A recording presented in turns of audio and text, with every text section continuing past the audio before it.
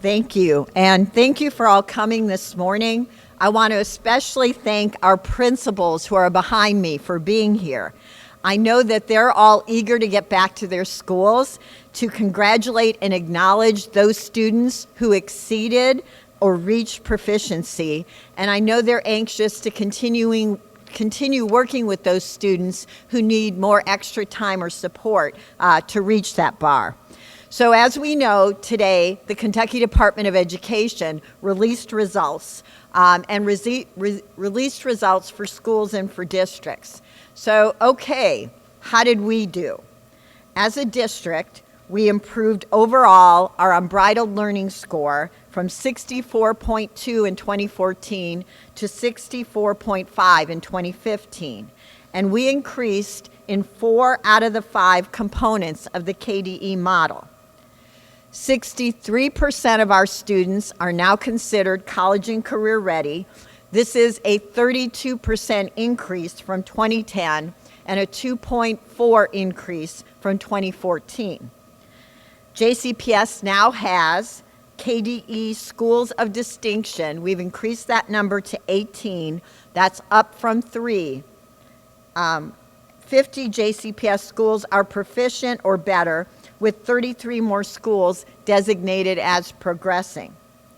So what we know is that turning around a district takes disciplined effort every day over time, and it requires focusing on every individual child. So now I'd like to take a moment to invite the principals to help me show visually where we are with individual students.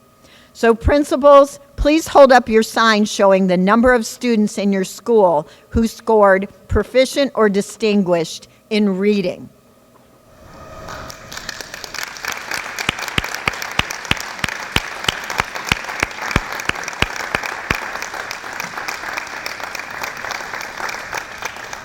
Now please hold up the sign showing the number of students in your school who scored proficient or distinguished in math.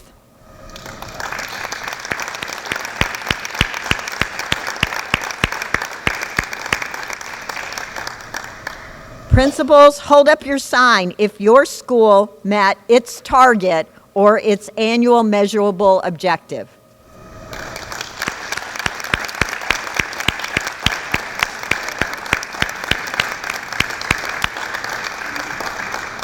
And now please hold up your sign if your school is designated proficient, distinguished, or progressing.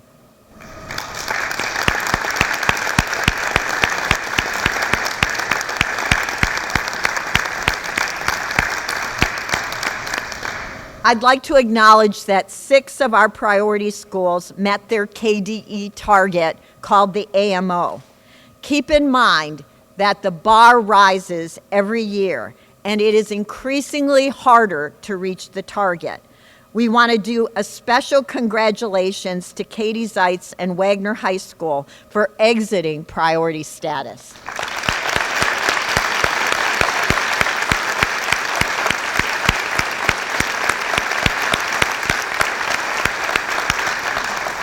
And we also want to note that Fern Creek High School is very close and may yet move out of priority status this year. So will the principals from the priority schools that met their AMO or target please stand and let us acknowledge you?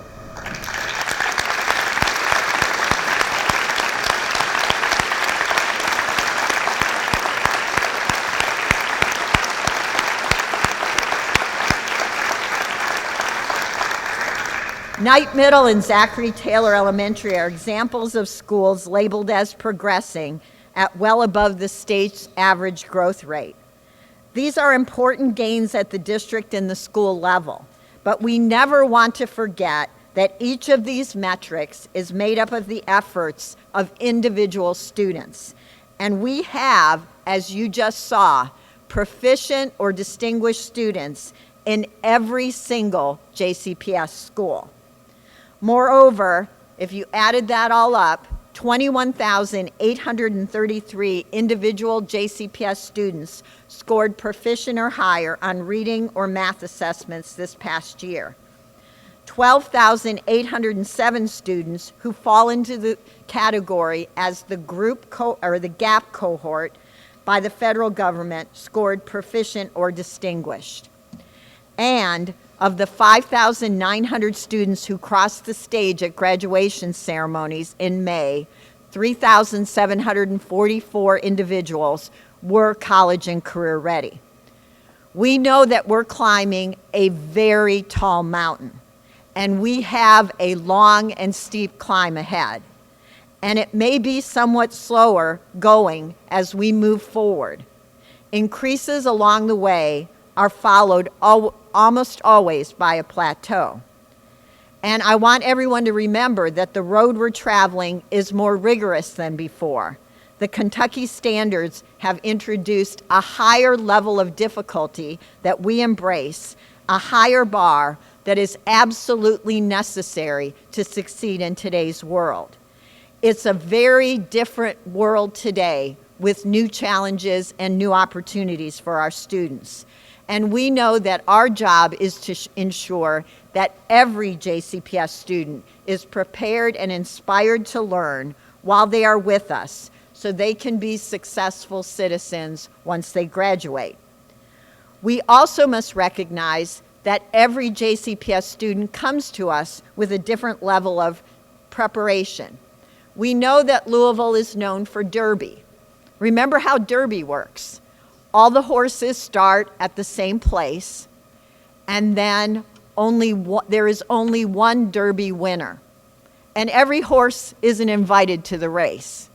Contrast that with what we do. Every child is on the track. They don't all start at the same place, but it's our job to get them to the finish line, to get them to the proficiency line. And our goal is to have all students be winners in achieving college and career readiness and proficiency and graduation. So I'd like to suggest that there are really 3 important takeaways from using this report and this data, and from every metric we use at JCPS. The first is that we're moving in the right direction overall. We didn't lose ground, but we didn't gain much ground. We are disappointed about the plateau, as you can see from that chart. Let me be clear what that chart means. It still means that fewer than 1 in 2 students are proficient or beyond. The second takeaway is that every student matters. And for those who are struggling to progress, be clear that we are naming and claiming each one of them and creating the interventions and the time and support they need to be successful. A school that is successful overall can't and won't hide the reality that if for a single child who is not learning what is expected or isn't growing academically, for that one child, that is 100% failure for that child, that family, and for the community that they serve. And the third takeaway is every student can succeed, and it can happen at any one of the JCPS schools represented behind me. And make no mistake, there is room for improvement at every one of our schools, regardless of how they're performing. And the final thing I'll say is to the community, make no mistake, we are committed to meeting this challenge. Intentional hard work matters. Persistence matters. We are committed to relentless honesty and steady execution of our plan.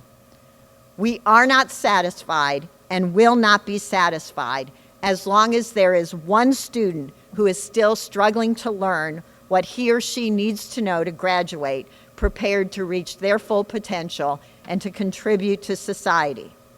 And now I'd like to bring up with me Dr. Dewey Hensley, our Chief Academic Officer, Dr. Dina Dossett, our Director of Planning, and Chief Equity Officer John Marshall, and we'll be happy to answer any questions. Dr. Huggins, while there are bright spots that you pointed out,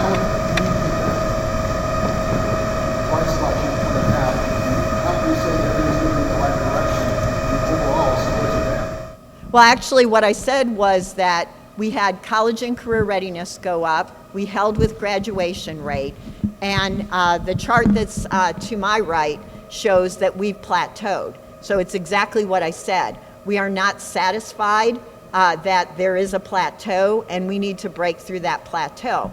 And as we've always said with that chart, last year we did it with a human bar graph.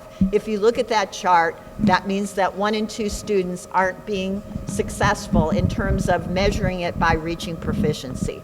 So so you are exactly right that even though there are things to celebrate, there's more work to be done. Absolutely. Dr. Harkins, let's talk about your achievement gaps. They are getting further and further apart with your children of color, children of low income. What is the district doing? In the 8 years that I've been here, the gap has not really closed much. Well, what I'll do is explain in the accountability model, and that's one of the pieces of the accountability model, what gap means. And so I think it's important that you understand that, and then I'll let the Chief Equity Officer and Chief Academic Officer speak to that as well. What gap means in the accountability model is that you count a cohort of students, every student who is in a traditional gap group, be it English as a second or limited English proficient, free and reduced lunch, special education, African American, all of those groups. If you're represented in that group, you count once in a cohort of students.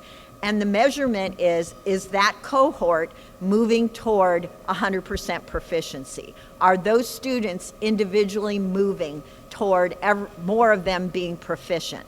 We also look at disaggregated data in terms of how our subgroups do. But in the accountability model, every gap student counts once. And the gap that we talk about in the accountability model is your individual gap between where you are in proficiency and as a whole, all the students in the gap, and are they moving as a group toward proficiency? But we do look at the other, but the accountability model defines it that way. So in terms of what we're doing, and again, it's how do you reach every individual child? I will let Dr. Hensley and Chief Equity Officer Marshall speak to that.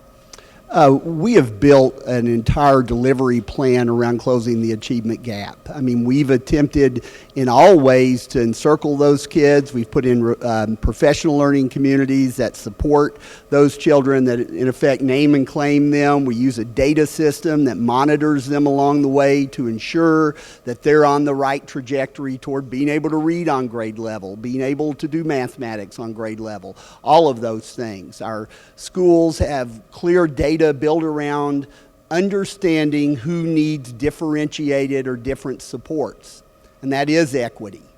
So we are attempting, as everyone across the nation is, to close that achievement gap or opportunity gap.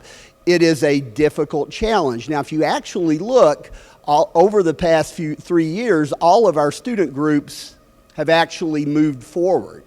That for the first time in the history of the school district, for 2 years in a row, we have been able to show measured progress for each of our student groups as they move toward proficiency. And that's the state's definition of proficiency, is moving entire groups of students toward that proficiency line.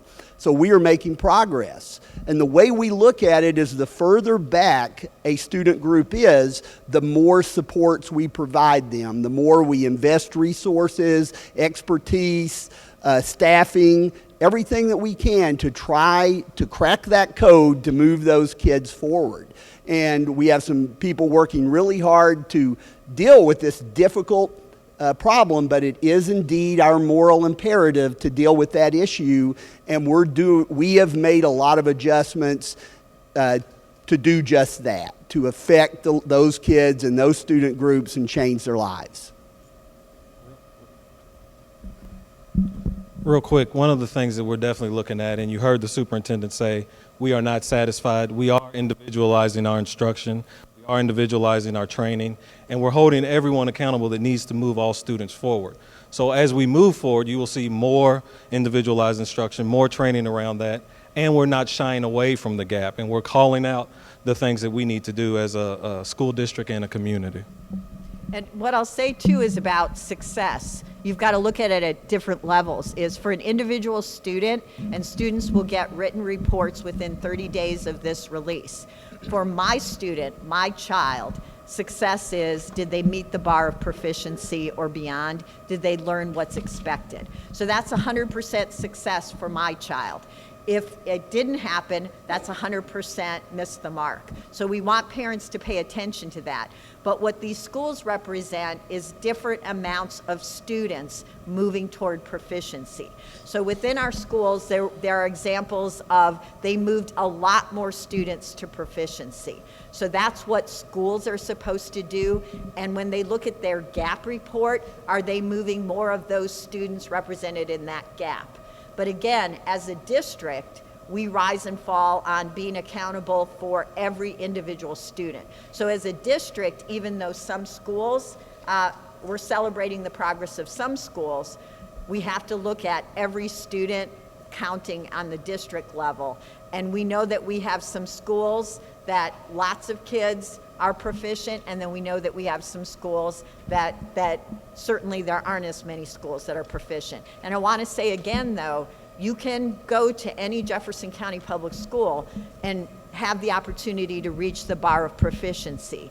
And proficiency at a school on one end of the county is the same as another end of the county. So for the parents whose students reach that bar, they need to celebrate with their student. That's not dependent on the school. And communities need to celebrate that their schools are working together to move more kids toward proficiency. So when you ask the question, what's success? You've got to look at it at those three levels. Can you talk about the 3 middle schools that have gone to priority? Wagner was able to exit, but you had 3 fall into that, and it is a challenge to dig yourself back out of it. Looking forward, how do you get these schools out of priority? Well, and I'll let Dr. Hensley speak to it as well. And we did have 3 schools enter priority status. And what that means is that, again, you don't improve without focusing on every child and the needs of every child, and certainly putting supports in place. So the way to improve an individual kid is help them learn what they don't know, right? The way you improve a school is help more kids learn what they don't know. And how you improve a district is getting more of the kids in the district or the students in the district to improve. So there are supports wrapped around schools that are in priority status. And Dr. Hensley, did you want to add anything else? Yes, we're not surprised by any of those schools. We've attempted to provide supports and help and differentiate our support to those schools, so they had more. Priority status in many ways, of course, it's not something you want, but it is an opportunity. Priority status is the state of Kentucky telling us, okay, let's work collaboratively around this school that has a lot of needs and see if we can dramatically change what we do there in order to dramatically change the results for kids. So while we never want the black eye of priority status for a school, it does help us to bring in experts from across the state to work collaboratively with the Department of Education to identify things that we need to selectively abandon inside those schools and where we need to get even greater focus than we already have. Now, we have worked in a lot of our priority schools. We have a high percentage of brand new teachers. We have often new principals stepping into those roles. And while we've tried to support them, we have a long way to go. We've got to figure out how to do that extremely well and improve the outcomes for kids in those schools. And to be honest with you, I believe our leadership team, particularly at school levels, they're ready for that they will meet that challenge, and we will see more and more of our schools down the road move out of priority, kind of like the national view of priority schools, where not a lot of priority schools nationally exit. I mean, it's a challenging dynamic that has to be addressed with significant change, and this priority status gives us some of the oomph we need to make that significant change. On a local level, what are those supports? What do they look like? Well, it generally has to do with professional development. It looks at staffing the school differently. It looks at the resources and materials those schools need. It looks at changing the leadership structure inside that school so it can be more focused on academic achievement. It looks at providing extra social and emotional kinds of supports into those schools above and beyond what we already do, like I said, where there's no surprises there. We have been working very diligently on supporting those schools, but this gives us some leeway to do that even better. Thank you. So you say you're not surprised. What do you mean? Well, we've been monitoring the progress of students. We've had assistant superintendents and other personnel and specialists inside those schools doing training. We've tried to do teacher induction better so that we train the new teachers that often go into these high poverty, low performing schools, where we've tried to create a safety net that catches all the kids. And in many cases in our district, we've done that really well. We've kept a lot of schools out of priority status because of our differentiated support for them. However, again, that's a challenge. So all of these, we have our finger on the pulse of what's happening in those schools to the best of our ability, and we're trying to provide leadership support, teacher support, behavioral supports, mental health supports, all kinds of safety net supplemental supports to that school to help them. So we know what's going on. It's the academic achievement part of it is across the nation is a challenge. And we have a lot of changes to make to continue to keep our finger on the pulse and do what we need to for those schools. I'd like you to address the rankings. This is the first time that the Department of Education has actually ranked schools, not percentile, but by ranks. And JCPS is 145 out of 173 school districts in the state, which basically means only 27 districts. There's a difference there. So what do you tell a parent who sees that your district is so far down on this new list? And what does that mean for your district in terms of morale and trying to get people to trust these schools, to educate their children? And what I would say to anybody is do not let one number think that by one number you have any information or a lot of information. So what the KDE did this year was they put everybody in a line from number 1 to their 712 elementary schools. So there's the first school in line and there's number 712. And in Jefferson County we have the first school in line and we have the last school in line. So that number doesn't tell an individual parent really anything. So they need to find out more about what their child can do and more about the school that meets the needs of their child. Just being in a school ranked number 1 in line does not guarantee that without intentional effort, your student will be proficient. That is the individual work of a student and the supports of a student. So every one of our schools has proficient kids. Every one of our schools has non-proficient kids. You should not leap to the assumption that because I go to a school, that will determine what my child will be. So I think you need to find out more about individual schools and where's the match for your individual kid. So that one number of where you place in line doesn't really tell you anything other than 712 elementary schools were put in line, 173 districts were put in line, but it's all about your child and putting your child in the needs of schools.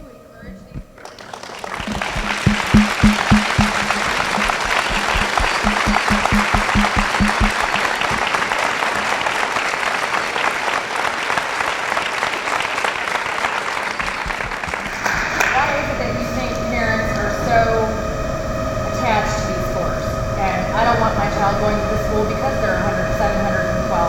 And what do you encourage them to do in terms of walking into a school that may be a PLA and that might be a ranking for their child? Well, and I think, like I said, I could take you to any one of our schools and show you a wildly successful student or students, where the parents, and we have 90% satisfaction rate from our parents. So when our parents actually go and actually learn about a school and understand what a school provides and actually visit a school, you're making the decision based on that.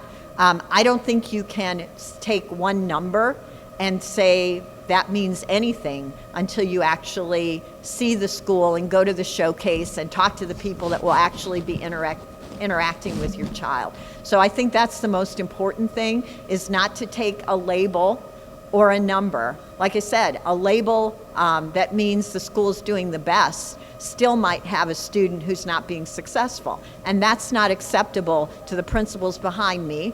That's not good enough for them, and that's not good enough for us. So I think it's at the individual kid level that parents need to make a decision knowing what a school can provide.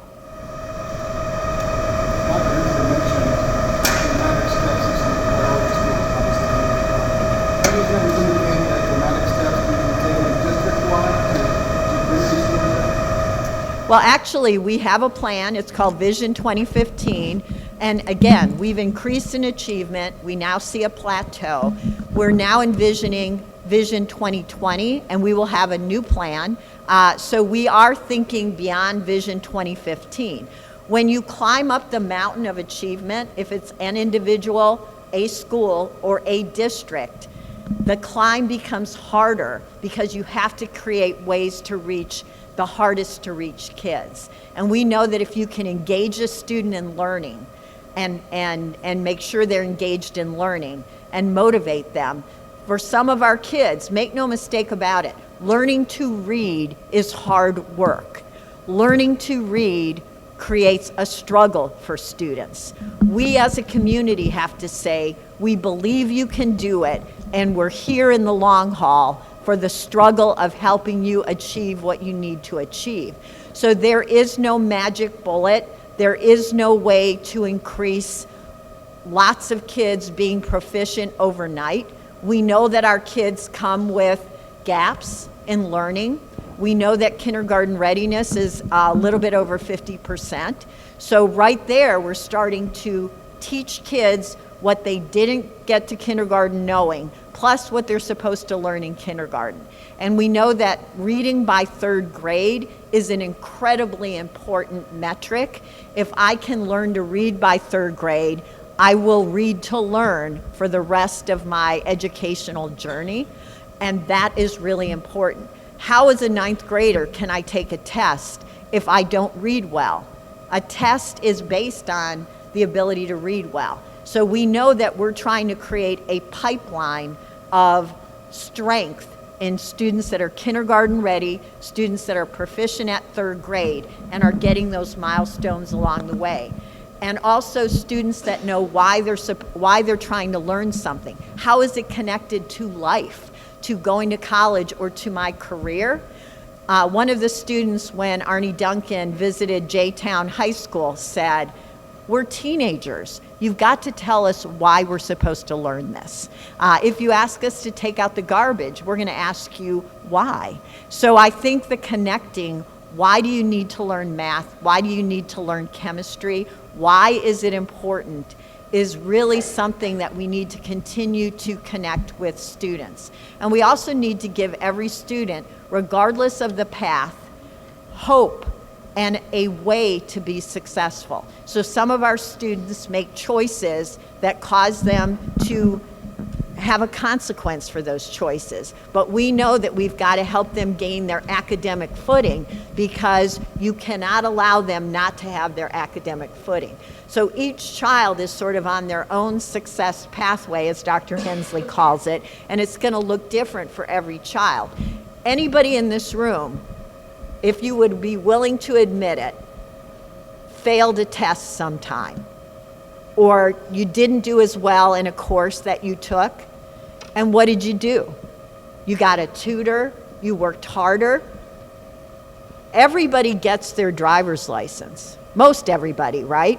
Because people are motivated to have it. You have to pass a written test, you have to demonstrate that you know how to drive.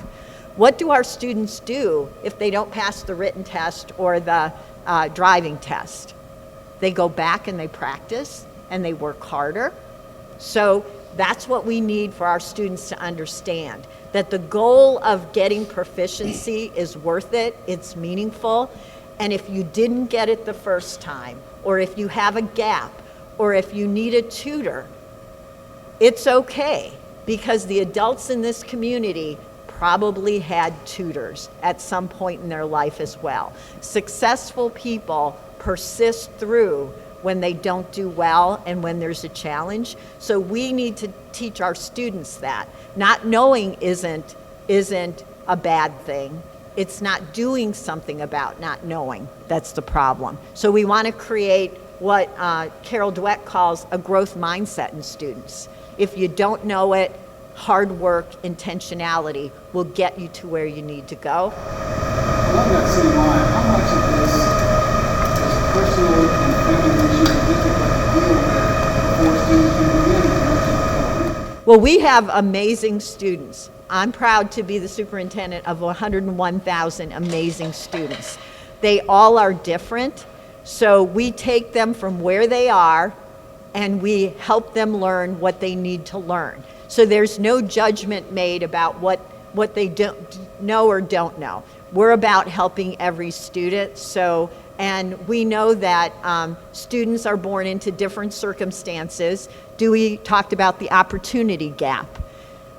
Some kids don't have opportunities other kids have. That's where the community comes in, and this community stands with us, willing to help us provide the opportunities that some of our kids don't have. So that's really important as well. So we would not trade any one of our 101,000 students for any other students in the Commonwealth of Kentucky.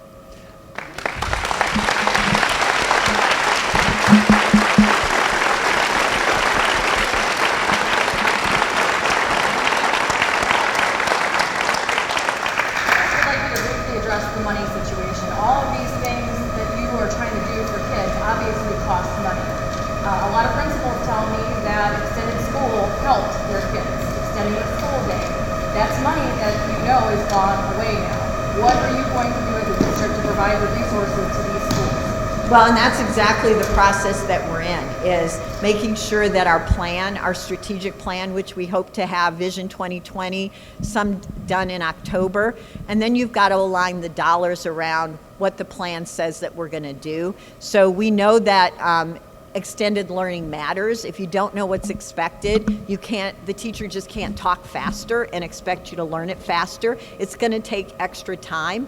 And there's no, like I said, there's no problem with that. Section 7 money, there are dollars that are being given to schools for that, but we know that's a huge need. And we know that we've had programs that extend the school year into the summer, not for all kids. Research doesn't support for all kids. Some kids don't need it, but for the kids that need it, extending the school year, we've had success with kindergarten readiness camps. If you can get the students who might not be kindergarten ready and help them learn the skills to be kindergarten ready, when they start kindergarten on the first day, they're more like the other kindergartners, and they can concentrate on, and the teacher can concentrate on what you're supposed to learn in kindergarten. So we know that extra time and support costs money, and we've eliminated $94 million in spending from non-school based, and we put $245 million over the last 3 years in school based. So we get that.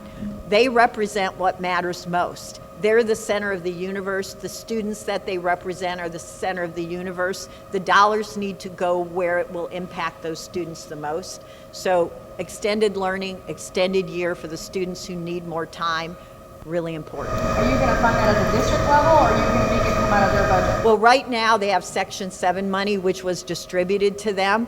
But I heard a student talk about how important staying after school is and being included. So we're looking at all those things. Extended learning, we did it for 2 years, and it did make a difference for some kids. Do you think the student assignment plan is helping or hurting? Well, actually, we're proud of that our students have a choice.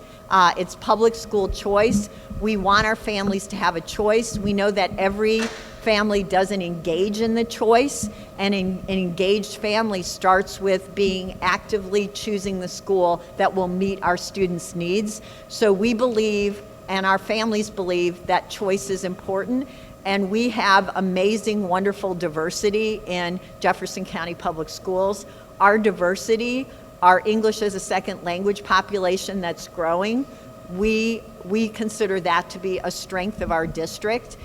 We had a student 5 years ago who came to our district speaking no English. His name is Kwa. He is now at the University of Pennsylvania on a scholarship. So we welcome those students, and we know that we can help them achieve as well.